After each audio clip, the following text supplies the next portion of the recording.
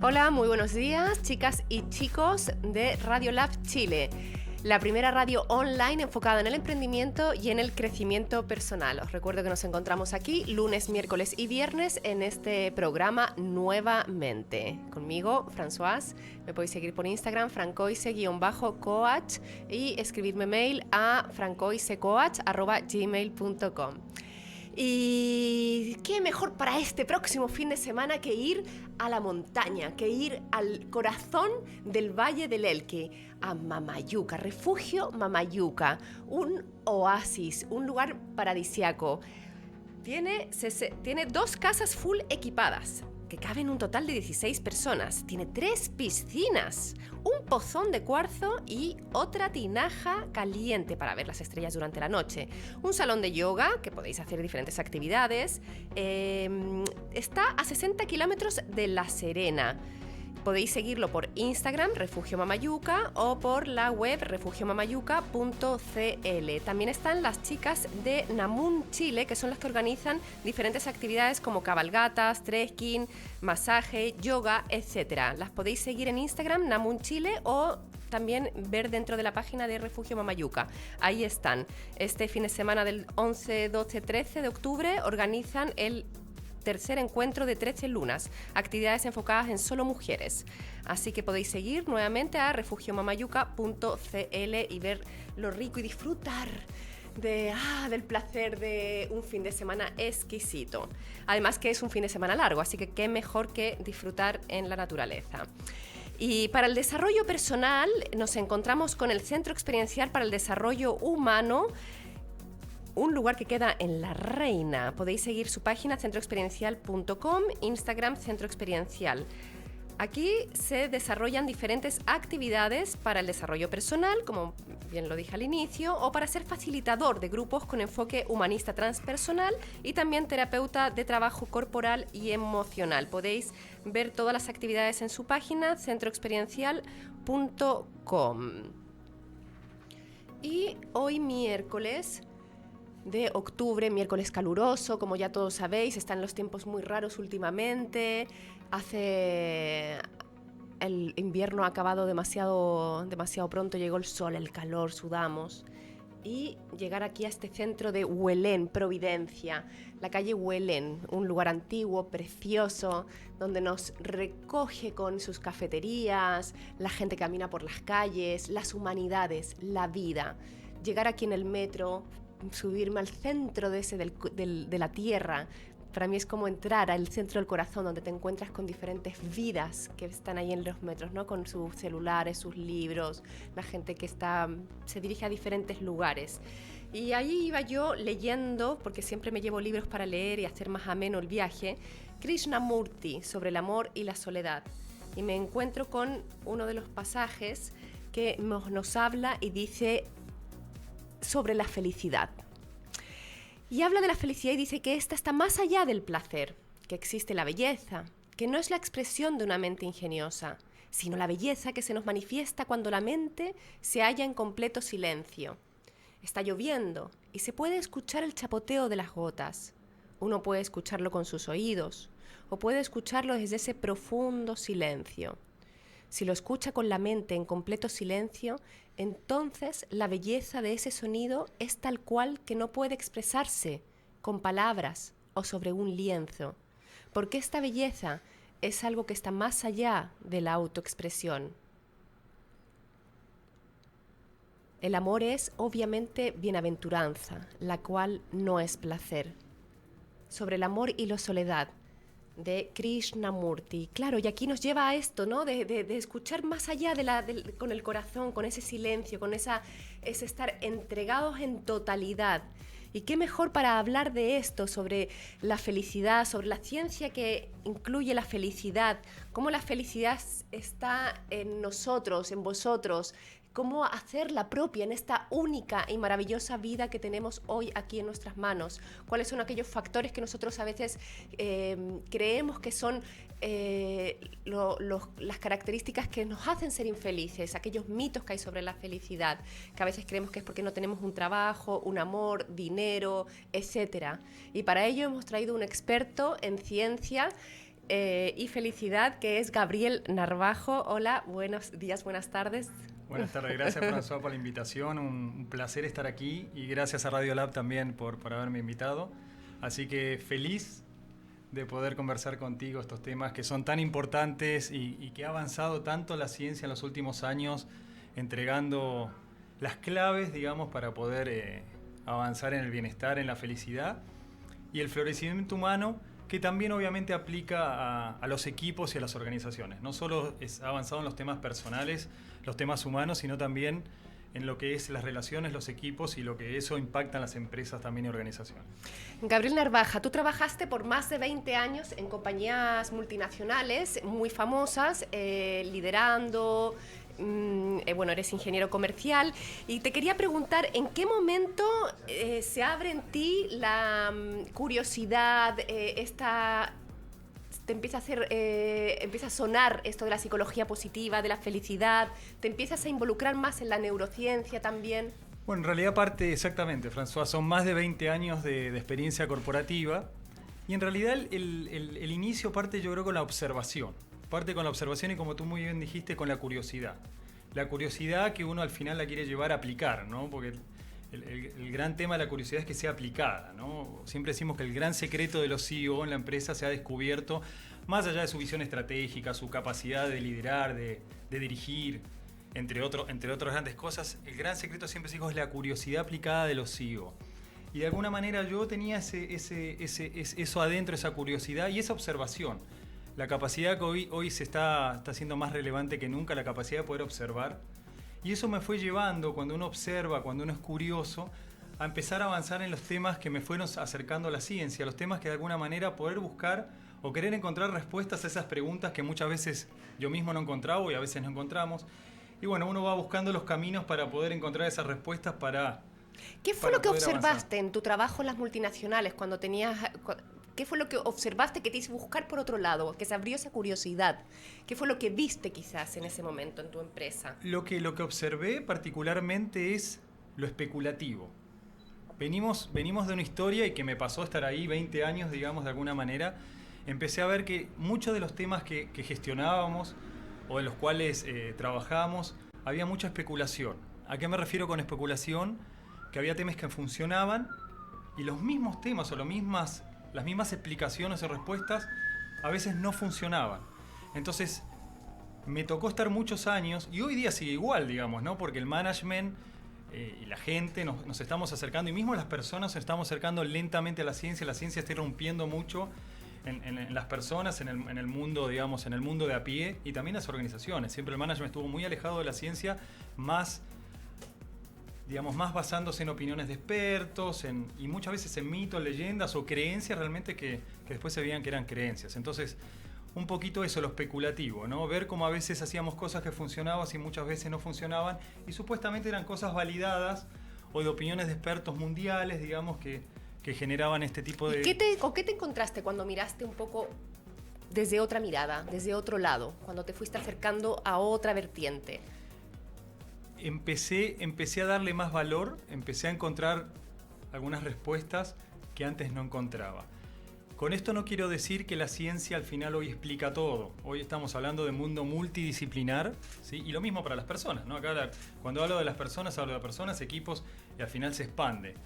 Estamos en un mundo donde es multidisciplinar, donde se integran los conocimientos y la ciencia está aportando muchísimo, pero también siguen aportando otras áreas como la filosofía, la sociología, las humanidades en general, que de alguna manera ayuda a buscar estas respuestas o a entender un poquito más la realidad, si podemos decirle, porque la realidad es difícil de alcanzar, pero al menos nos acerca un poquito más a la realidad. ¿Y en qué te ayudó a ti, Gabriel? A mí concretamente me ayudó a tomar perspectiva, me ayudó de alguna manera a iluminar un poquito esa realidad. Uno de alguna manera cuando no tiene las herramientas o cuando no tiene esas herramientas científicas o esta multidisciplinaridad, de alguna manera siente que uno va caminando en la penumbra, uno va caminando como en la sombra. Y cuando uno puede empezar a integrar, empieza a ver estos avances, lo que nos está proponiendo la ciencia. ¿Qué aspectos específicamente iluminaste? Mi mirada. Mi mirada, mi observación. Y obviamente eso se trasluce, François, en gestión, ¿no? Cuando Cuando uno empieza a tener más herramientas y empieza a iluminar un poquito el camino o verlo con un poquito más de luz, al fin del día uno puede gestionar y tomar mejores decisiones. Yo creo que en el mundo del emprendimiento, en el mundo de las empresas, en el mundo de las organizaciones, cuando empezamos a iluminar al fin del día, nos lleva a poder tomar mejores decisiones y poder gestionar con mayor asertividad. Esto es muy importante y vuelvo a cuando comenzamos lo que dije al principio. Venimos de muchas décadas y muchos años, tanto con las personas como los equipos y las organizaciones, gestionando en el mundo especulativo. Las cosas a veces funcionan y a veces no funcionan. Con todos los costos que eso tiene, en tiempo, en inversión financiera, en expectativas, etc. Entonces, cuando empezamos a tener un poquito más, siempre aclarando que las certezas, decimos desde el punto de vista filosófico, no existen. Hoy las certezas no existen, y más en el mundo exponencial que estamos viviendo, con una lógica exponencial y no lineal, y los cambios son tan disruptivos que hablar de certeza no sería correcto, pero la filosofía dice no hay certezas, evidentemente, pero sí nos ayuda a acercarnos un poquito más y a gestionar con un poquito más de asertividad. Entonces, terminamos tomando mejores decisiones, tanto los emprendedores, las empresas, los equipos y las personas para nuestra vida. Tomar mejores decisiones para poder avanzar en nuestra vida. ¿Cómo podemos tomar estas mejores decisiones? ¿Cuáles son qué aspectos son los que nos pueden ayudar a tomar mejores decisiones en nuestra vida? Bueno, es muy importante, uno de los aspectos importantes que hoy está que tiene mucha relevancia, y más en el mundo que estamos viviendo, que le podemos decir que es un mundo anacrónico y un mundo de transición muy importante por los cambios tecnológicos digitales que están sucediendo, la famosa revolución 4.0, y también los cambios en el humano, François, porque está habiendo cambios muy importantes en el conocimiento que estamos teniendo de las personas, ¿no? La neurociencia está aportando mucho, nos está iluminando mucho, pese que sabemos muy poquito del cerebro. Hoy se sabe muy poquito del cerebro. Realmente se considera el cerebro como la estructura más compleja del universo. ¿Sí? Sabemos más del universo, que sabemos bien poco también, que del propio cerebro, que nuestro propio cerebro. Entonces, pero lo poquito que sabemos del cerebro y lo que se ha avanzado es extraordinario en el aporte que nos está dando en el conocimiento nuestro como personas, en nuestras percepciones, nuestro comportamiento, nuestra manera de decidir, nuestra memoria, etc. Y esos grandes avances nos está ayudando obviamente a avanzar. Lo mismo la psicología positiva científica, lo mismo nos está ayudando mucho en el entendimiento emocional, comportamental, social de nuestras relaciones. Entonces al final eso nos está ayudando mucho a tomar mejores decisiones. Y nunca hay que olvidar, esto creo que es muy importante, lo que nos ayuda al pensamiento reflexivo y crítico. Porque la ciencia de alguna manera, que a los que no están en la ciencia les genera un poquito de desesperación, porque dicen, no, la ciencia al final termina siendo una planilla en Excel, donde está todo encuadrado, donde sé que si aprieto acá, pasa en esta celda tanto, y si toco esta celda, sucede esta en la otra. Entonces genera, a la gente que no está en la ciencia les genera un poquito de desesperación. Entonces la filosofía, la sociología, las humanidades nos ayudan en ese pensamiento reflexivo y crítico, en generar las preguntas, en buscar respuestas que a veces no están, pero esa búsqueda incansable de respuestas que al fin del día nos lleva en un mejor camino y nos lleva a avanzar como personas y como humanidad, digamos, ¿no? Antes, Gabriel, mencionaste que no sabemos mucho del cerebro. ¿Cuántos cerebros tiene el ser humano? Bueno, hoy seguimos avanzando, ¿no? Pero hoy por lo menos se está hablando de 5 cerebros. Dicen que uno de esos cerebros es el corazón, ¿es así? Es el corazón, muy bien, François, como tú dices, es el corazón. Y hoy el corazón se calcula que tiene 40.000 neuronas. Y entonces es muy simpático cuando uno relaciona y empezamos a avanzar. Lo interesante acá, François, del cerebro es que el cerebro trabaja en red, ¿sí? Generalmente solemos hablar, o se suele hablar del cerebro reptilíneo, ¿no? Reptiliano. El neocórtex, el cerebro límbico, que está relacionado con la parte emocional, el intestino, que el gut, como le dicen en inglés, y el corazón. Pero acá lo interesante cuando se habla, porque se suele hablar de como si fueran estancos, ¿no? El reptiliano, el neocórtex, y trabaja en red. El cerebro, por ejemplo, el corazón, y yendo al punto del corazón, es bidireccional con el cerebro. Tiene camino de ida y vuelta. Entonces, es muy linda la frase cuando decíamos hablar desde las entrañas, ¿no? Cuando uno habla de las entrañas en el intestino, o cuando uno habla desde el corazón, al fin del día lo que estamos diciendo, esa conexión íntima con el cerebro, estamos hablando del cerebro. Se acerca un poco más también a la filosofía oriental, quizás a la medicina china, cómo piensan estas filosofías más orientales que integran todo, que integran la naturaleza dentro del ser humano, que todo está relacionado, interrelacionado, porque en el occidente se ha hecho esto de todo separarlo. Es como cuando vamos al médico y hay un especialista de la mano, del dedo, de la uña, de la pestaña, vamos, está todo pero muy segmentado, y los chinos dicen que todo eso está unificado, y aquí todos somos una red. Es como también ver la vida, ¿no? Como que somos seres individuales, y que es lo que a eso hemos llegado, como más a ser vivir solos en vez de vivir conectados, la red, la tribu.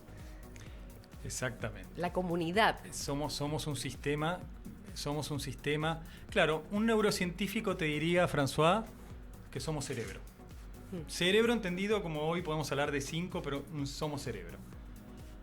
Un filósofo te diría, por ejemplo, ahora hay una nueva tendencia al nuevo realismo de Marcus Gabriel, que es uno de los principales ponentes alemán. Es hoy el filósofo probablemente más famoso en este momento de Alemania, de 40 años, bastante joven, que habla del nuevo realismo, que dice, no solo somos cerebro, no solo somos lenguaje, hay pensamiento que no es lenguaje, no solo somos cerebro, sabemos muy poquito del cerebro. Él mismo está rodeado de filósofos, pero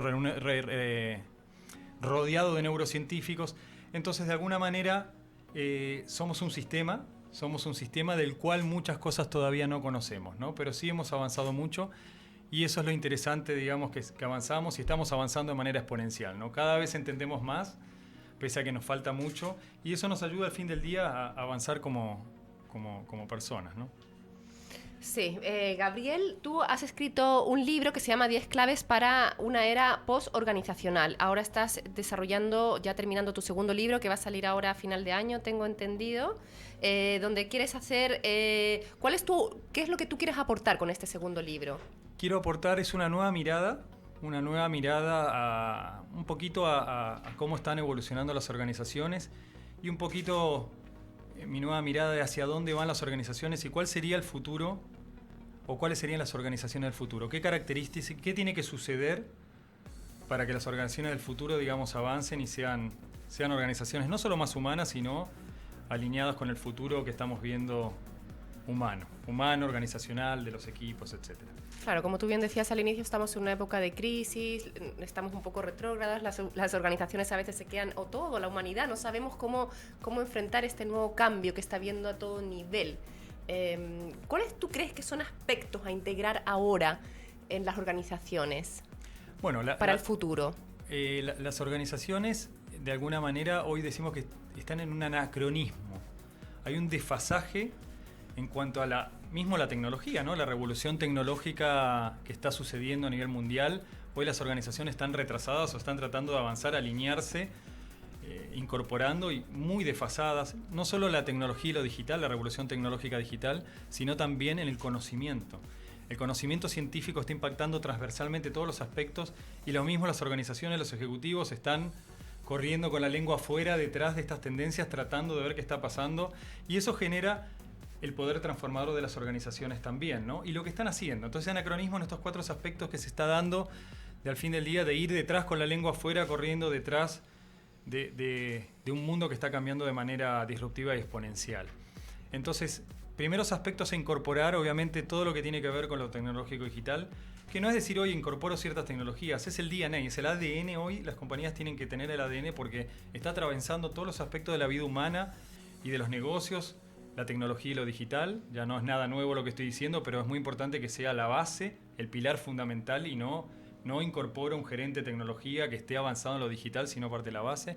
Y hay un segundo aspecto que me gustaría destacar, que es justamente esto, lo que estamos avanzando en la ciencia con respecto a qué hace que las personas, los líderes, den lo mejor de sí, y las compañías sean compañías más inclusivas, ¿sí? Con una lógica contributoria, inclusiva, de múltiple impacto, no solo impacto económico, ambiental y social, sino planetario, humano, etcétera, ¿no? Compañías mucho más humanas, con mayor impacto y con cambios fundamentales que tienen que ver, que hoy se discute mucho, con el tema de la jerarquía, ¿no?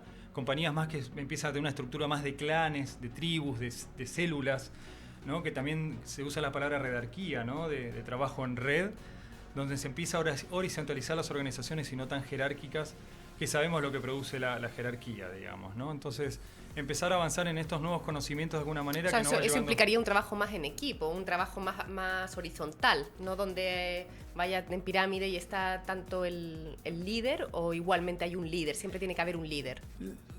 Líder situacionales o líder de distintas células, de distintos proyectos, pero el líder como lo conocimos hasta ahora realmente no va a ser. Es más, nosotros venimos en una transición, François, que todavía, por eso hablo del anacronismo, venimos del famoso gerente, jefe, gerente, pasamos a una instancia del líder, que hoy las organizaciones todavía, muchas organizaciones no han llegado a la etapa de líder, no han llegado a la etapa de líder, tener líderes realmente, como mencionaba antes, ¿no? Con estos conocimientos de las personas, de los comportamientos, con un conocimiento científico. Al fin del día, un líder hoy tiene que tener una base científica en el conocimiento sistémico, obviamente, integrando, multidisciplinar, integrando, pero un conocimiento acabado y profundo de lo que somos las personas. Difícilmente alguien puede liderar si no sabe cómo una persona puede dar lo mejor de sí, cómo una persona puede desarrollar su fortaleza, su talento. O sea, es necesario, según tú, un trabajo interno complementario al trabajo laboral, a todo.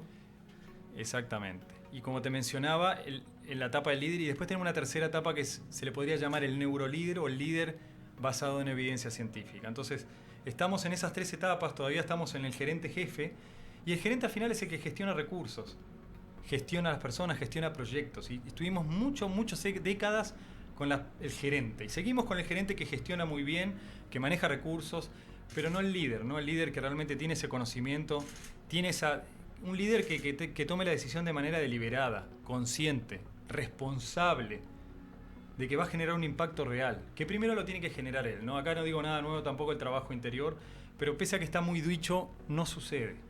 Entonces el líder que trabaja conscientemente, y para eso se necesitan herramientas, un líder distinto, un líder donde el poder era el control, un líder donde pasa al que el poder es el conocimiento, a un líder actual, como le llamamos los líderes brain friendly, ¿no? Cerebro amigables, donde ya el poder pasa a ser la imaginación, la creación, el espíritu emprendedor. Por eso hoy cuando hablamos de las habilidades del siglo XXI, que se le llama no las STEM, las STEAM, donde se le agrega la A de arte, la A de las humanidades, ¿no? Que tiene que ver con las artes, que es tan importante en el pensamiento reflexivo y crítico. Hablamos mucho del pensamiento reflexivo y crítico, pero hay que incorporar el arte en general, digamos, ¿no? Todo lo que tiene que ver con el arte, que son varias artes, son 10 hoy día, no es solo la pintura, sino son muchas artes, porque nos ayuda a cuestionarnos. El arte nos ayuda a reflexionar, a tener un pensamiento crítico. Entonces las STEAM, que se le suman las habilidades de estos líderes basados en evidencia, y se le suma el espíritu emprendedor, que hoy es tan importante. Entonces el líder nuevo no se basa en el conocimiento, obviamente el conocimiento sigue estando, no se basa en el control, sino en la imaginación, en la creatividad, en la innovación, como unos grandes, en ese pensamiento instintivo, en esa intuición que hoy es tan importante y que la intuición ya se acerca tanto a la ciencia para tomar decisiones, para ser una mejor persona y obviamente poder llevar a la gente que al fin del día eso lleva a resultados extraordinarios. Esas capacidades que al emprendedor las puede llevar a lograr resultados extraordinarios lo que están haciendo. Más que nada un emprendedor que necesita muchas de esas capacidades. Bueno, mencionas el arte para cultivar también al ser humano y que el arte compone otras 10 aristas a la vez. ¿Qué otros aspectos son importantes para el ser humano, según tú, según la ciencia y la felicidad, según tu investigación, para desarrollarse más en su potencial? Bueno, y en el bienestar. Bueno, gracias. Es bueno ese punto y muy importante que al fin del día va relacionado con esto de un líder, ¿no? Que el líder, uno de los grandes aspectos, François, tiene que ver con las emociones. Hoy en este último tiempo ha avanzado mucho. La inteligencia emocional la venimos hablando desde Goleman hace más de 20 años, ya conocido, pero la ciencia sigue avanzando. Entonces, si nos quedamos con el libro de Goleman de hace 25 años, nos quedamos. Lo interesante cómo está avanzando la ciencia en todo el entendimiento, no solo de inteligencia emocional, ¿no? Sino la maximización del bienestar emocional. Y este es un gran aspecto. ¿En qué sentido? Hoy sabemos que las emociones generan 3 grandes aspectos: ampliación de recursos psicológicos, intelectuales, físicos, emocionales y relacionales. ¿Sí? Entonces, cuando experimentamos emociones, en este caso positivas, se amplían en nuestro cerebro, es como decimos, se amplía el cerebro y no se estrecha, porque generalmente el cerebro se estrecha con las emociones negativas, genera cortisol y ahora podemos ver qué es lo que genera. Se amplía el cerebro y las emociones positivas generan estos recursos, incrementan estos recursos en las personas.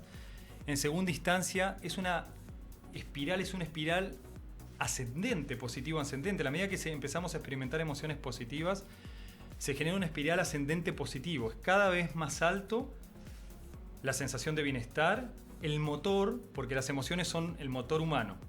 El motor del auto, como el motor es el auto, las emociones positivas son el motor humano. Es lo que nos moviliza, es lo que el emprendedor le da ese ímpetu. El emprendedor puede tener una gran idea, puede tener un gran proceso, pero si no tiene ese motor, a la cuarta puerta que le cierran, deja el proyecto en el escritorio y se va a la casa y empieza con otra cosa. Es esa convicción, es ese motor, esa fortaleza, esa emoción que genera que ante me cierren las puertas, sigo golpeando puertas hasta que las cosas sucedan. Parte con las emociones positivas.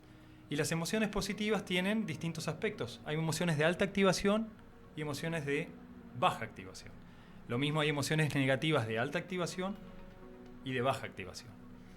Las emociones positivas, aparte de generar la espiral ascendente y el aumento de recursos, genera un tercer aspecto muy importante. Deshace los efectos fisiológicos de las emociones negativas. ¿Cuáles serían esas emociones positivas? Y ahí voy, que se llama undoing. En inglés se le llama undoing, deshace ese efecto fisiológico. Y esas emociones positivas, el optimismo, la alegría, el orgullo, son varias emociones que de alguna manera nos movilizan. Y lo que sí es importante, François... ¿Y cómo puedo contactarme con esas emociones? ¿Cuáles son los recursos que puedo usar? ¿Cómo se trabajan? Bueno, ¿qué aspectos me ayudan a fortalecerlos? Bueno, las emociones aparecen, ¿no? Las tenemos, son parte nuestra, aparecen. Como decía, aquí quiero mencionar un gran biólogo chileno, lo voy a mencionar, que acá todos los conocen, pero no somos seres racionales, somos seres emocionales que razonamos para justificar u ocultar las emociones que nos aparecen en nuestro accionar o en nuestras acciones. Entonces somos seres emocionales, las emociones nos aparecen. Entonces lo primero es identificar las emociones, identificar, ser consciente de las emociones que tenemos. Porque esa conciencia, nombrarlas, decir, bueno, estoy enojado, tengo miedo, estoy triste, estoy alegre, estoy optimista del futuro, tengo paz, tengo calma. Entonces primero identificar, ser consciente. Después nombrarlas. Al nombrarlas uno ayuda, ¿no? El lenguaje nos ayuda en este caso al nombrarlas a ser más conscientes de esas emociones. Después empezar a usarlas. Y después gestionarlas. Al fin del día, al final es cómo gestionamos nuestras emociones, que al final se termina relacionando con la inteligencia emocional. ¿Cómo gestiono de manera consciente mis emociones? ¿Para qué? Para alinearme con mis objetivos, para alinearme con mi emprendimiento, para alinearme con lo que quiero lograr en la vida. En la manera que eso puedo gestionar, de alguna manera estoy maximizo mi bienestar emocional, incremento mi inteligencia emocional y logro los objetivos y lo que quiero proponerme, lo que me propongo en la vida. Porque de otra manera, las emociones negativas, que no quiere decir que no tienen que estar, porque las emociones negativas también son parte. Hay momentos que es bueno tener miedo, hay momentos que es bueno estar triste, pero hay que disminuir la frecuencia de las emociones negativas. ¿Por qué hay que disminuirlo? ¿En qué nos afecta si estamos constantemente en un estado de miedo? Porque las emociones negativas nos generan el estrechamiento del cerebro y nos sale lo mejor nuestro. Las emociones negativas nos generan una situación de amenaza, nos generan una situación de indefensión de alguna manera. Entonces es bueno que estén, pero tenemos que tratar de disminuir la frecuencia. No ausencia, no significa ausencia, sino disminuir frecuencia y aumentar la frecuencia de emociones positivas, que es lo que nos va a llevar a lograr nuestros objetivos. En un estado de tristeza difícilmente podamos lograr llevar adelante un emprendimiento o ser un gran líder o ser un gran trabajador que se desempeña de manera extraordinaria en un equipo. Tendré momentos de tristeza, pero tendré que activar mis emociones positivas para poder ir en busca de ese objetivo que quiero lograr. ¿Cómo puedo activar esas emociones positivas? Las emociones aparecen. Lo que sí tenemos que generar, bueno, hay ciertos comportamientos, pensamientos que generan las emociones. De alguna manera es una red, pero es muy importante lo que pensamos, de alguna manera está en red con lo emocional, termina transformándose también en emociones. Y esto es la interpretación, François, y me gusta lo que me estás comentando, es la interpretación que hacemos de nuestra vida y la realidad. No importa lo que suceda a nuestro alrededor, sino cómo interpretamos esa realidad.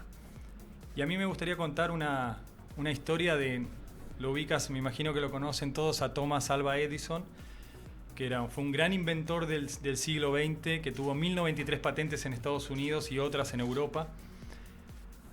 Cuando era niño, nace en 1847 en Ohio, a los 8 años se va a Michigan con su familia y entra al colegio en Michigan. Y entra al colegio a las 12 semanas, vuelve a la casa después de 3 meses en el colegio, y en el colegio le dicen un día, el último día en este caso de colegio, le dan una carta para que le dé, Thomas Alva le dé a la mamá. Le dice, no la leas, que la lea tu mamá, pero llévale esta carta a tu mamá. No eran épocas de email, no eran épocas de redes sociales, era la cartita escrita que le lleva a la mamá. Bueno, va el niño Thomas, le lleva la carta a la mamá se pone a leerla al lado de él y se pone a llorar. Entonces el niño Thomas dice, mamá, ¿qué pasa? ¿Por qué estás llorando? Le dice, bueno, estoy llorando porque en el colegio me acaban de decir que tú eres un genio y que no puedo, no te puedo tener más en el colegio, que te voy a tener que enseñar a partir de ahora, te voy a tener que empezar a enseñar yo. Bueno, el niño Thomas se puso contento, soy un genio, bueno, me va a enseñar mamá, y se pone a avanzar en su vida, el niño empieza a investigar, empieza a ser, muy curioso era Thomas, empieza, bueno, hasta que se transforma lentamente en su adolescencia en un investigador, digamos, en un creativo, un imaginador, y empieza a poquito a meterse en el mundo de la innovación y de sus descubrimientos, sus ideas. A los 23, 24 años de Thomas, él ya, un joven adulto, fallece la mamá. Thomas va con sus hermanos, porque eran varios hermanos, van a buscar las cosas de la madre para ordenar un poquito sus cosas, y encuentra la carta, un pedacito de la carta que la mamá le había leído, y lo que decía la carta es que el niño Thomas era un enfermo mental y que lo tenía que dejar a la casa porque yo no lo podía tener en el colegio. Entonces, moraleja, lo importante de la interpretación de la vida, la madre lo hizo por amor, la transformación que genera de un amor incondicional hacia su hijo, pero en el fondo la ciencia muestra cómo nuestra interpretación de la realidad genera la realidad que queremos. Es muy importante lo que estás diciendo. Entonces genera lo que somos. Efectivamente, ahí está también relacionado a las etiquetas, los juicios que les hacemos a los seres humanos, ¿no? Ahí, claro, efectivamente, muchas veces el colegio ha sido represor, ha sido... muchos de nosotros decimos, no, yo no soy bueno para esto, porque en el colegio siempre me dijeron que yo era mala para el arte, para la música, para el baile, para las matemáticas, para aquí, para allá. Y quizás no es que somos malos, a lo mejor en ese momento no nos encontrábamos con nuestras capacidades. Bueno, si nos empiezan a decir eres bueno, pues a lo mejor empiezo a buscar recursos y me lo creo y quiero florecer en ello. Bueno, un poquito, hay una frase muy bonita de Virgilio que dice, creen porque creen que pueden, pueden porque creen que pueden. O la de Henry Ford, que decía, si crees, estás en lo cierto. Si crees que puedes, François, estás en lo cierto. Y si crees que no puedes, también estás en lo cierto. O sea que esta madre hizo una transformación increíble con su hijo y ella fue la transformadora de la realidad. La transformación del amor. amor. Porque si lee esa carta tal cual, quizás el niño se cree eso que dice en la carta, de que él es un enfermo mental, y ahí se hubiera quedado sin hacer nada. Y la madre también decía, bueno, tengo un niño enfermo mental, pues no intento nada, ahí me quedo. Exactamente, y lo que se ha transformado Edison, ¿no? Porque al final uno dice, bueno, hay mucha gente de a pie que al fin del día logra grandes cosas en esta interpretación de su realidad, de su vida. Por eso es clave la interpretación para generar esa emoción. Volviendo a cómo generó la emoción, la interpretación es muy importante para generar emociones. Lo que generó él, ¿no? 1093 patentes, y ha sido probablemente uno de los inventores más importantes de la historia. Entonces, lo importante de esta interpretación, lo importante, digamos, de cómo se generan las emociones en uno de los aspectos, interpretando mi realidad y creyendo, digamos, que está muy relacionado con el sueño. Tú sabes, François, que el sueño se ha estudiado mucho en los últimos años, que se le llama la prospección. Los últimos 4 años en equipo liderado por Martin Seligman de Harvard y otras universidades. Me ha tocado estar con Martin Seligman, me ha tocado estudiar con él, he tenido la suerte de estar con él, de los pocos que hemos estado con él. Y han avanzado mucho en la prospección, que está muy relacionado con el sueño. Y no con el sueño que hablábamos, no del secreto, había, ¿no?, el famoso libro del secreto, que sabemos que era más mito y leyenda que otra cosa, sino de cómo realmente la visión positiva, inspirada de futuro transforma nuestro presente. Entonces no somos pasado. Hoy estamos mucho en esta moda del presente, vivir el presente, que está bien, ¿no? Obviamente, al estar conectado con el presente se genera gratitud de lo que nos está sucediendo, es muy importante esa mirada presente. Pero lo que nos moviliza realmente, François, es el futuro. No tanto el pasado y no tanto el presente, es el futuro. Es lo que uno está viendo del futuro. ¿Y por qué? La ciencia nos dice, el futuro te genera las emociones presentes y te genera tu comportamiento presente. Porque cuando estás soñando lograr un objetivo, tú te predispones, generas ese motor interno, esas emociones para ir en búsqueda de ese objetivo. Independiente que la realidad de este momento sea una realidad negativa o con muchas adversidades, oscura, porque puede haber en ese momento, en este presente, violencia o, no sé, dificultad económica, etcétera. Pero yo en el momento que sueño y pienso en el futuro, en algo bello o en una posibilidad para mí, se puede generar un cambio, ¿no? Es algo así emocional. O sea, diríamos que es mayor predictor el futuro de bienestar y de generar ese motor de emociones hacia futuro que el presente y el pasado. Es mayor predictor de éxito, de logro, el futuro que el pasado y el presente.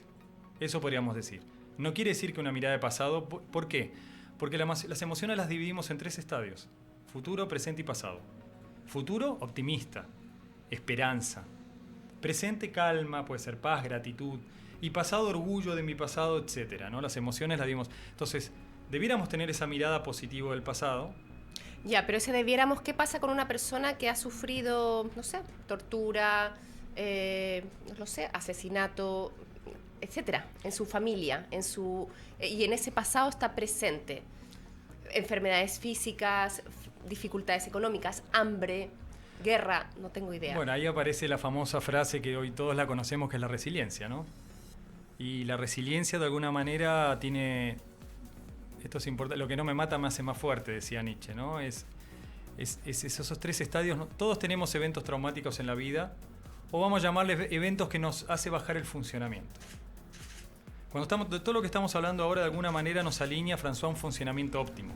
Los que nos están escuchando, de alguna manera, cuando hablamos de emociones positivas, es alinearnos en un funcionamiento óptimo, no en un funcionamiento, vamos a llamarle de baja calidad o no óptimo, ¿no? Que al final no nos ayuda en la consecución de los objetivos que tenemos en la vida, de nuestros sueños, ya sea un emprendimiento, ya sea en un equipo, nosotros como trabajadores, como empresa.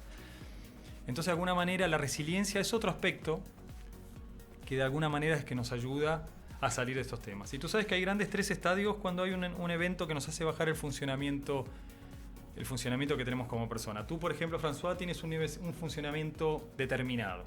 Si le ponemos puntuación de 1 a 10, vamos a suponer 8. Vienes a un funcionamiento de 8. Se genera un evento traumático, a la gente se le genera un evento difícil en su vida, pérdida de familiares o lo que fuere, pérdida de un trabajo. Ese funcionamiento baja. Tú bajas de 8 a 4, por ejemplo. Cuando bajas, te vas a mantener un tiempo en ese 4 porque es un momento que requiere de un tiempo probablemente de acomodamiento. Y ahí aparece la resiliencia, entre otros aspectos, que te hace volver a ese funcionamiento óptimo o a ese funcionamiento tuyo. Pero hay 3 caminos posibles cuando tú sales de ese 4 para volver a tu funcionamiento normal. O te quedas en 4, ¿sí? Que te quedas en... Es cuando decimos, bueno, tal persona ya no es la misma de antes. Josefina no es la misma de antes. Carlos ya no es... Desde que tuvo estos problemas no es el mismo de antes. Se quedó en un funcionamiento mucho más bajo. No tuvo esa resiliencia de poder pararse ante los eventos adversos. Un segundo estadio que es volver al funcionamiento que tú tenías, ese 8. La mayoría de las personas, François, vuelve al funcionamiento que tenía. La mayoría, un 65%, aproximadamente 70%, vuelve al funcionamiento. Cuando decimos, yo no podría hacer tal cosa, la gente suele decir muchas veces, yo no podría hacer lo que hizo esa persona, qué increíble cómo se paró. Sí, el 70% todos volvemos a quienes éramos antes. Un 15% se queda en el nivel más bajo. O sea, se queda deprimido, vamos a llamarle. No puede recuperarse, no tiene esa resiliencia, esa fortaleza. La tiene, porque la resiliencia es una condición innata, ¿eh? No es algo que algunos tienen y no. Algunos la tienen más desarrollado, la tienen menos. Entonces un 15% se queda deprimido, el 70% vuelve a su estado natural después de un tiempo, cada uno un tiempo. Y hay otro 15% que florece, flourish en inglés, que es lo que no me mata me hace más fuerte. Lamentablemente es la minoría en porcentaje, pero capitalizo ese evento difícil y me transformo en una mejor persona. Aprendo y me transformo y potencio mi persona y soy una mejor persona. Tengo un mejor funcionamiento en base a estos eventos que me han sucedido. Y acá vuelve el mismo la interpretación de la resiliencia, tiene que ver mucho con la interpretación de la realidad, ¿no? El estilo explicativo que hago de la realidad. El estilo explicativo, un concepto bien desarrollado, el estilo explicativo que hago de la realidad. Entonces tiene mucho que ver con esa recuperación o con ese florecimiento mi estilo explicativo. Interesante ese salto cuantitativo al florecer, que yo creo que sería maravilloso que todos tuviéramos que todos tenemos de alguna manera esa posibilidad, ¿no? De dar de ser ese 15% y ojalá se ampliara y fuera el 20% y el 30% y el 40% y todos llegáramos a ese florecimiento interno. Exactamente, esa es la idea y pasa en todos los aspectos, ¿no? Cuando uno va al mundo organizacional, a los equipos, a las personas, generalmente en muchas cosas es la minoría, ¿no? Como decimos, este mundo anacrónico, la minoría que que está capaz a la vanguardia en ciertos temas. Entonces, la idea es esa. Ese florecimiento vendría a ser de alguna manera la felicidad que nombrábamos. Y con respecto a eso te quiero preguntar, dentro de la felicidad y todos los componentes que ayudan a la felicidad, esos factores que nos hacen estar más feliz, ¿cuáles son? Bueno, hay 3 aspectos, pero vamos a ir a la felicidad. Hoy llamamos bien. Y hablemos también de esto, de los mitos que hay con respecto a la felicidad, que realmente creemos que nos va a hacer feliz y luego en realidad no nos hace feliz. ¿Dónde está la felicidad en la esencia? Buenísimo. Bueno, la ciencia, tú sabes, François, que ha avanzado mucho en este último tiempo con el tema de la felicidad. Por eso es importante comentar este tema con la evidencia empírica, la ciencia, porque hoy como la palabra, hoy tenemos 3 palabras: bienestar, que no es lo mismo que felicidad, y florecimiento, como podríamos decir un último estadio en esta evolución. Pero la felicidad ha sido una palabra muy, si se me permite, manoseada, mal usada. Entonces, dado eso, hay que tener un poquito de cuidado. Por eso es muy importante ser rigurosos con la ciencia, porque si no entramos en los temas especulativos. Hoy de felicidad habla mucha gente y realmente se sabe poco, o son pocas las personas realmente que tienen la llegada a la ciencia, digamos, lo que ha pasado con la felicidad en los últimos años. Por eso es importante esto, porque si no, uno entra en el terreno especulativo y después las personas, o cuando queremos implementar culturas de bienestar y felicidad en las organizaciones, terminamos este mundo especulativo que gestionamos y a veces no funciona, a veces funciona. Y la felicidad básicamente tiene 3 grandes aspectos que se han descubierto. Que uno son las circunstancias. Hoy sabemos que las circunstancias representan el 10% de la felicidad. Lo que estábamos hablando anteriormente, ¿cuáles son las circunstancias actuales en las que nos encontramos? Si hay, ¿no? Estamos en guerra, en el medio de la guerra, o estamos en una circunstancia más estable. Bueno, exactamente. Entonces las circunstancias están relacionadas con el dinero, el género, el clima, la situación social, cultural, el IQ, el coeficiente intelectual. Todas esas son circunstancias que realmente el impacto que tiene la felicidad es del 10%. Lo interesante acá es que generalmente vivimos en función de como si ese 10% fuera el 100%. Ahí está la distinción importante. Entonces, le ponemos mucha carga energética a eso. Y en esa generar que ese 10 sea el 100 es donde se genera ese desfasaje con esa situación de plenitud, de vida plena que todos queremos lograr y nunca podemos llegar. Hay que entender que es un camino la felicidad, ¿no? Es un camino, el bienestar, la felicidad es un camino. No es algo que logro, sino es un camino de por vida, digamos, ¿no? Que tiene sus baches, y la felicidad no es fácil. No es algo sencillo, es complejo. Tiene que ver con los hábitos. A veces pensamos que la felicidad es estar siempre contento o alegre. Para nada. No tiene que ver con estar sonriendo, hacer chistes o estar festejando los cumpleaños con una torta bonita, no. O sea, la felicidad también incluye e integra la pena, el dolor, la rabia. Por supuesto. Otras emociones. Por supuesto, porque es parte de la vida y es parte de lo que nos constituye como seres humanos. La diferencia podría ser que la felicidad integra también lo que es la conciencia de estas emociones.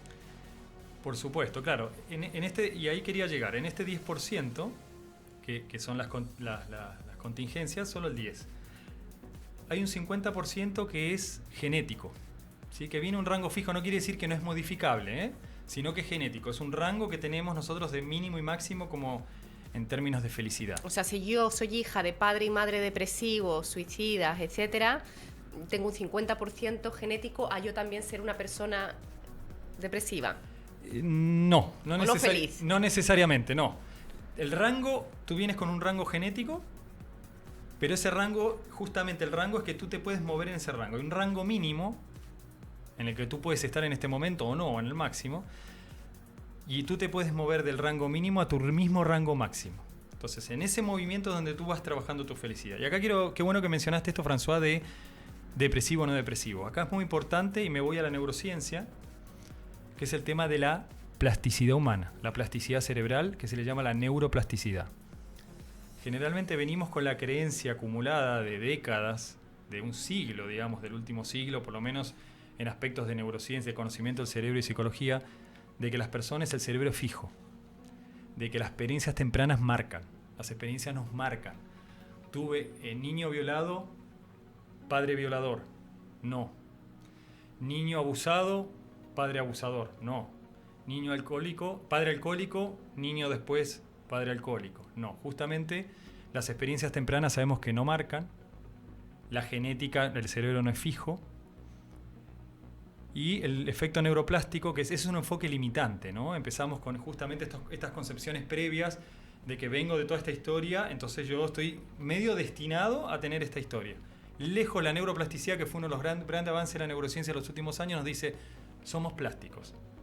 ¿Sí? Somos moldeables, cambiantes. El cerebro es plástico cambiar. y se adapta a nuestros... El cerebro cambia físicamente de acuerdo a nuestros pensamientos y nuestras experiencias. Entonces, dado eso, el cerebro es moldeable, es plástico, se resonifican funciones, se expanden funciones, etc. Cambia el volumen, el hipocampo puede crecer en volumen, lo que puede generar que se ensancha en el sentido de que nos genera mayor innovación, mayor bienestar emocional, etcétera, etcétera. Entonces, al fin del día, ese 50% genético define un rango, pero para nada fijo, nada genético, inamovible.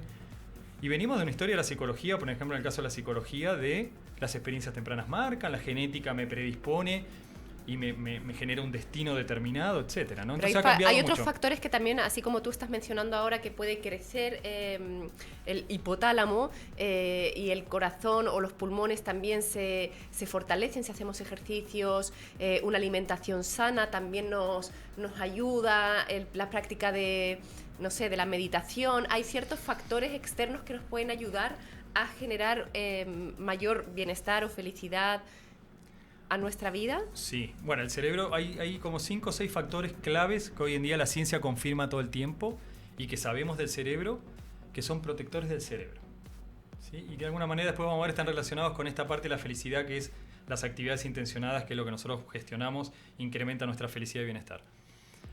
La actividad física, como tú mencionas muy bien, François, la actividad física, bueno, hay un estudio, tú sabes, con personas mayores de 60. Tú sabes que a partir de los 65 años el cerebro se desgasta 1% anual.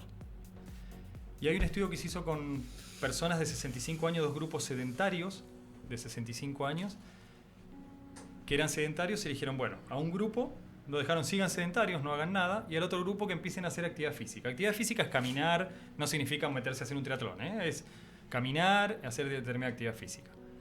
Y compararon, después de un periodo determinado, los que siguieron sedentarios siguieron con este porcentaje de desgaste cerebral, y los que empezaron a hacer actividad física, como yo te mencionaba, el volumen del hipocampo se incrementó y empezaron a tener mucho mejor bienestar. Y no solo eso, empezaron a experimentar la plasticidad cerebral.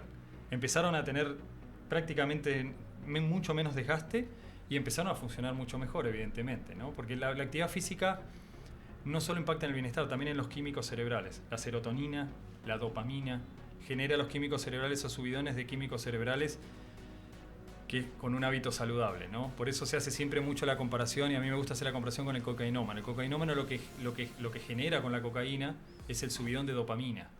Entonces, cuando después le baja, obviamente, con todo lo que genera una droga dependencia en el funcionamiento. O sea, tiene su aspecto rápido de llevarte a esa dopamina y a ese bienestar, pero rápidamente te bajas al inframundo. Exactamente, entonces el gran desafío... A la oscuridad, y aparte te estás dañando.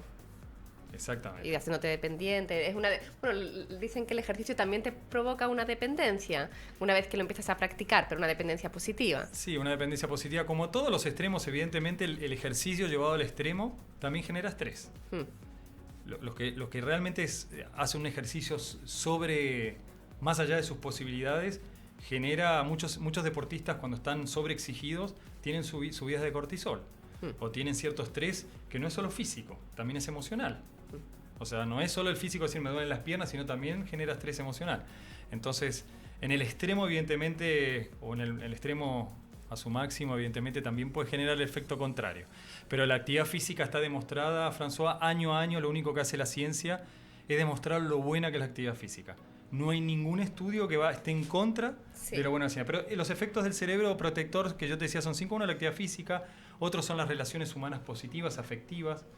Eso ensancha el cerebro y también genera... Juntarse con amigos, compartir con la familia. Juntar con amigos, compartir con la familia. Hacer paseos, ir a la naturaleza. No comprar cosas, comprar experiencias. Esas relaciones no solo con las personas, sino comprar experiencias con los afectos, con los amigos, que genera mayor bienestar que comprar cosas que nos adaptamos rápidamente a las cosas y perdemos esa gratificación. Sacar al cerebro de la zona de confort es un aspecto protector del cerebro, que es aprender cosas nuevas todo el tiempo, ¿sí? Y no tiene que ver con lo que hacemos, que eso no nos genera mucho esfuerzo, sino con aprender un idioma nuevo si no lo sabemos, un instrumento musical nuevo. O sea, ponerse nuevas metas más Nuevas desafiantes metas. en la vida. Todos efectos protectores que hoy están prácticamente no tienen discusión y que nos ayudan a mejorar. Y este 40% de actividades intencionadas que nos lleva este 50 y este 40 que son las actividades intencionadas, nos ayuda a tener un mayor bienestar. Por ejemplo, la gratitud. La gratitud es algo que está muy estudiado y que nos lleva a agradecer día a día lo que tenemos en la vida, escribirlo. Un gran hábito es poder escribir al final del día, aunque sea 3 renglones, agradezco por esto. Hoy yo a la noche llego y agradezco esta entrevista que me hicieron. Muy importante, porque estamos acostumbrados el día de hoy a estar siempre como en lo que nos falta, en la carencia. Ay, necesito, me falta, el día que tenga esto voy a ser feliz, el día que lo logre. ¿Qué pasa con esos aspectos de que creemos que nos van a hacer felices? Que puede ser el sueño de la casa propia, el sueño de mejorar el coche, de casarse, etcétera. Bueno, al final, qué bueno, y es lo que nos sucede, ¿no? Buscamos en esas circunstancias nuestra felicidad o nuestro bienestar. Y esas cosas, lo interesante que genera adaptación, que le llamamos hedónica. Porque al fin del día son placeres. Y hay placeres placeres corporales y placeres superiores. Pero al fin del día son placeres. Y los placeres que son muy buenos, porque los placeres ayudan también en ese bienestar y en esa felicidad, pero el placer tiene una particularidad. Tiene esa adaptación que se llama hedónica, que es de corto plazo. Desaparece el placer y desaparece el estímulo positivo que a ti te está generando ese placer en el momento que se va. O sea, si tú estás tomando un café en este momento placentero, terminamos esta entrevista, que en mi caso es muy placentera y te agradezco mucho, termina la entrevista y a mí se me terminó el placer de la entrevista y vuelvo a foja cero. Entonces necesito consumir otra cosa que me dé placer. Exactamente, entonces estamos en este círculo de placeres. Que ahí también se introduce este mundo globalizado que nos mete cosas para comprar y que sabe que necesitamos cosas para calmar esa ansiedad. Claro, y generalmente satisfacer ese placer momentáneo. Y los placeres los relacionamos generalmente con las cosas. Ahí está el tema de la adaptación hedónica, ¿no? Las cosas, comprarme la casa, como tú muy bien decías, comprarme el auto. Y por ejemplo, la compra de una casa se calcula entre 4 y 6 meses que tiene adaptación, el placer que me genera la nueva casa, bonita, y después vuelvo a foja cero. Y después necesito otra casa mejor, más grande. Otra cosa más grande. Y así otro periodo, y sí, tengo las posibilidades económicas, y de ahí va a venir otro, y otro. Y ahí aparece la comparación social, ¿no? Porque también en la compra de cosas, uno de los aspectos negativos que le llamamos la rumiación y la comparación social. No solo que compra cosas... O sea, esto debe estar muy estudiado por las multinacionales que venden y saben precisamente por dónde atacar para que nosotros caigamos en la compra. Bueno, el marketing bien hecho, digamos, va para este lado, pero esta comparación social genera lo mismo. Compro cosas, y no solo que compro cosas, miro al vecino. Y siempre el vecino tiene el jardín más verde, que ya sabemos, la piscina más grande, ¿no? el parque más grande, y la mujer tiene el auto más grande. Sí, la mujer del vecino también tiene el auto más grande. Entonces, al final, siempre tenemos esa mirada de que es mejor lo de al lado y no solo compramos cosas, sino que empezamos en esa comparación social que es más bien negativa que positiva. Porque generalmente lo positivo tiene que ver con la felicidad eudemónica, que tiene que ver más con las gratificaciones personales, que muchas veces requieren mucho esfuerzo. Un objetivo de largo plazo, que puede ser lograr un título, o lograr un gran objetivo, un sueño, un emprendimiento, lograr ciertos objetivos y metas con un emprendimiento que tanto esfuerzo en el momento que empiezo a lograr y veo el impacto con el emprendimiento, logro lo que quería, genera una gratificación que esa sí no es pasajera en 2 o 3 meses, una gratificación que suelen ser de largo plazo. Es como el mindfulness, ¿no? Que genera esa paz y calma, esa atención presente y consciente que genera efectos más a largo plazo que de corto plazo, como puede ser comprar cosas y mirar y compararme, rumiar, compararme socialmente, de todas maneras. Pero esa gratitud, ese optimismo, cultivar el optimismo, no solo expresar gratitud, cultivar el optimismo también nos alinea mucho con la felicidad. Aprender a perdonar. Mandela cuando salió de prisión decía, yo cuando salí de prisión sabía que si no perdonaba a mis opresores continuaría en prisión. Es perdonar, sabía que iba a seguir prisionero de sí mismo, porque es perdonarse un poco a sí mismo para perdonar al otro. ¿Y por qué es perdonar a sí mismo? Cuando uno se perdona, de alguna manera se está sacando las emociones negativas, porque cuando uno o cualquiera de los que nos está escuchando sufre un daño o tiene algún evento adverso, a uno le genera emociones negativas, de rencor, ¿no? De resentimiento, o de venganza. Si alguien le Es hizo... difícil cuando hablamos del perdón, claro, entiendo querer perdonar al que fue tu maltratador, tu agresor. Es difícil eso, pero lo puedo entender desde un lugar yo de... claro, el otro en el fondo reaccionó desde quizás su inconsciencia, desde su ignorancia, desde que no tenía idea lo que hacía, como ha sucedido todo el tiempo. Me imagino que si tuvieran un grado de conciencia, las personas que han sido violentas, que han incitado guerra o que han hecho daño y el mal, son personas que actúan totalmente desde la ignorancia. Claro, pero lo más importante, me acuerdo de Martí, no solo de Mandela, ¿no? Que Martí decía, y para el cruel que me arranca el corazón con que vivo, cardo ni espina cultivo una rosa blanca. El perdón al fin del día tiene que ver con un tema emocional, François. Es, si a mí me hacen daño, obviamente que no es fácil. Nadie dice que es fácil. La felicidad no es fácil. La felicidad es un trabajo de día a día. Tiene que ver con los hábitos. Es cognitiva, es emocional, es conductual, es compleja. Y no es una meta, es un camino, pero es difícil. Evidentemente, debiera ser al revés, como tú mencionabas al principio, ¿no? Todos debiéramos tener esa plenitud, esa vida plena. Y la verdad que la vida plena es al revés de lo que a uno le gustaría, ¿no? Tendría que ser espontánea y todos ser plenos, y al final es lo difícil. Justamente lo positivo hay que buscarlo, y no se nos da naturalmente, espontáneamente. Entonces hay que buscar esa vida plena. Y al final el día es emocional, porque el daño genera emociones negativas en ti, no en el otro. El otro ya el daño te lo hizo. Entonces tú estás con ese resentimiento, con ese rencor, hasta puede ser odio, ira, y el que está sufriendo es uno mismo. Entonces, en la medida que tú... porque esas emociones están dentro mío y se van creciendo, se van desarrollando, van generando lo que tú mencionabas de estos neuroquímicos internos que pueden ser o los neuroquímicos buenos como la dopamina, como la oxitocina, pero pueden ser el cortisol y ahí ya nos vamos por el otro lado. Exactamente. Entonces te genera justamente esa emoción de ese no perdón, te sube el estrés y el cortisol. Y eso empieza a generar que no funciones de manera óptima y obviamente no puedas alinearte con tus sueños y lograr de manera óptima tus metas y tus objetivos, ¿no? Entonces, claramente perdonar también es un aspecto de las estrategias de afrontamiento, también tiene que ver con la felicidad, cómo interpreto mi realidad para afrontar los eventos adversos de la vida, la actividad física como mencionamos, la meditación está muy estudiada, hoy se ha estudiado mucho a los monjes budistas, al equipo del Dalai Lama. Se han estudiado mucho el funcionamiento de su cerebro y los impactos positivos que tiene la meditación en el cerebro y en las personas.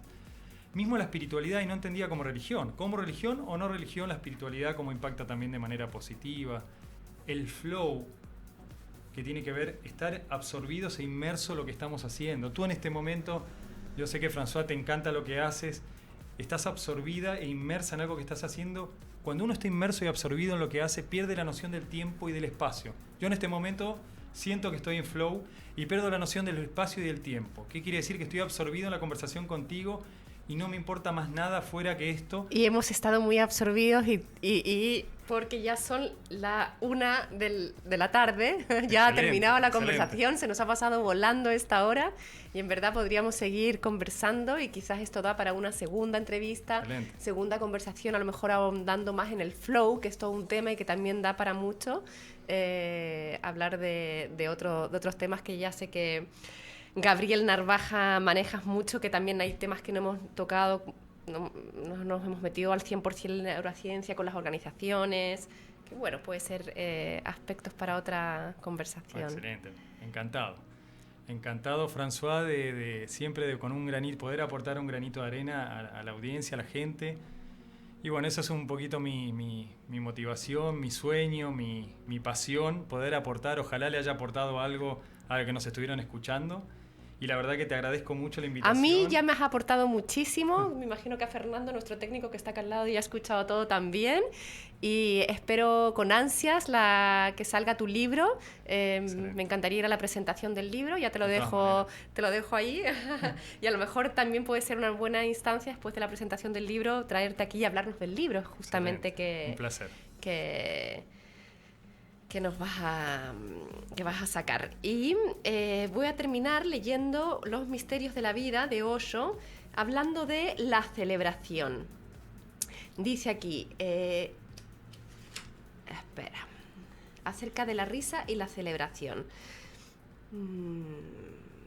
dice, sé ordinario, no hay nada malo en lo ordinario, porque en el mismo ser ordinario está lo extraordinario. No te preocupes acerca de los requisitos que se requieren para decidir cuándo hay que celebrar. Si te preocupas en cumplir ciertos requisitos, ¿crees que entonces podrás celebrar? Nunca lo harás. Morirás como un mendigo. ¿Por qué no hacerlo ahora? ¿Qué te falta? Empieza ahora mismo. De repente la energía empieza a fluir, y cuando bailas más fluye y más capaz de celebrar eres. ¿Quién necesita condiciones que cumplir?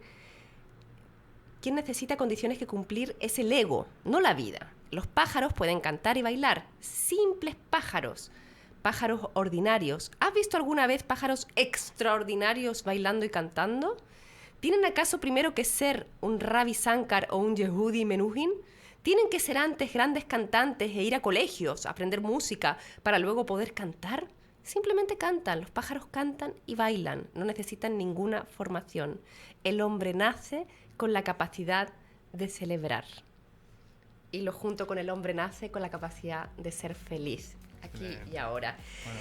Y qué mejor que ser feliz en Refugio Mamayuca, en un oasis dentro del Valle del Elqui, a 60 kilómetros de La Serena. 2 casas full equipadas para 16 personas, también para ir en pareja, para ir en familia, para ir con un grupo de amigos, para ir a hacer un taller. Tiene 3 piscinas, un pozón de cuarzo para energizarse, otra tina de agua caliente, un staff que organiza cabalgatas, trekking, masaje y yogas. Podéis seguir en Instagram a Refugio Mamayuca o en la web refugiomamayuca.cl. Y bien, seguid también en Instagram a Namun Chile, que son el equipo que organiza estos encuentros de yoga, cabalgatas y diferentes actividades, como la de este fin de semana, que es el 11, 12 y 13 de octubre, que van a organizar el tercer encuentro de mujeres 13 lunas, con comida consciente, actividades de yoga, trekking, etc. Y para seguir expandiendo el desarrollo de la conciencia y la transformación y el crecimiento del ser humano está el Centro Experiencial para el Desarrollo Humano. Podéis mirar la web centroexperiencial.com, un lugar para desarrollarte, para evolucionar, para conocerte, para crecer como persona. Este taller dura 8 meses, de mayo a diciembre, se llama Volver a la Fuente y comienza en mayo. Ya están las inscripciones abiertas, para la cual podéis pedir la información en info@centroexperiencial.com.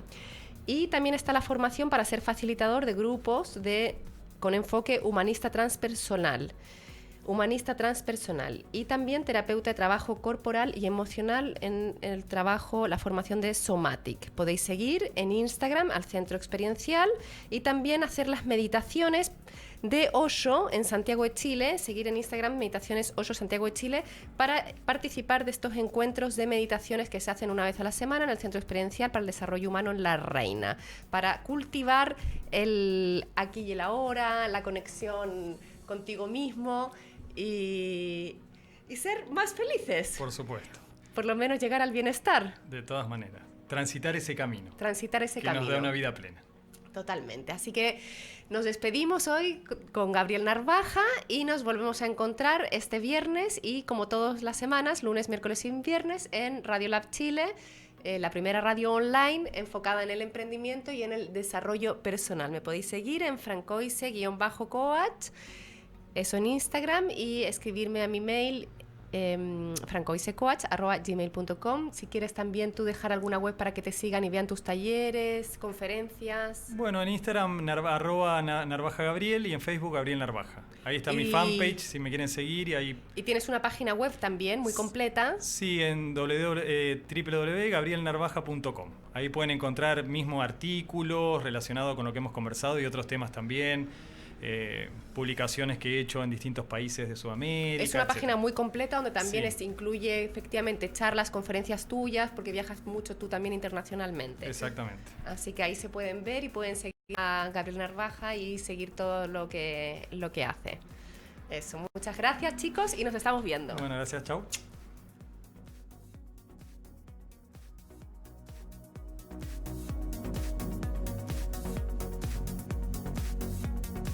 Somos lo que tu emprendimiento necesita.